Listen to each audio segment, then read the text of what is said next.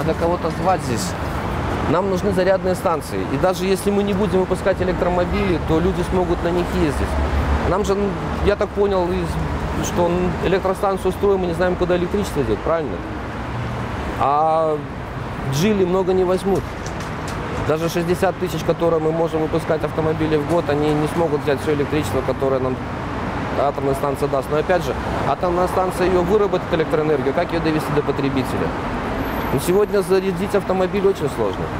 И я как пользователь электромобилей, как, скажем, человек, который на них уже 2 года ездит, не представляю, как это, скажем, даже 10 автомобилей во дворе какого-нибудь 9-этажного дома смогут заряжаться, потому что это нереально. Каждый автомобиль будет брать порядка 3 киловатт в час электроэнергии, то есть ни одна сеть, которая подведена к нашим домам, которые уже существуют, она не выдержит такой нагрузки.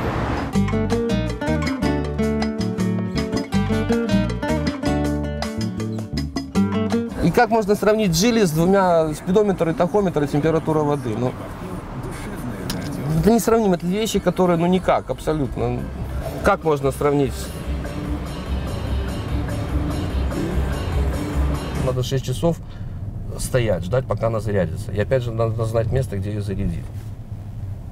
То есть это нет, это не автомобиль, это не будет он востребован. Я считаю, что с такими параметрами он не будет востребован.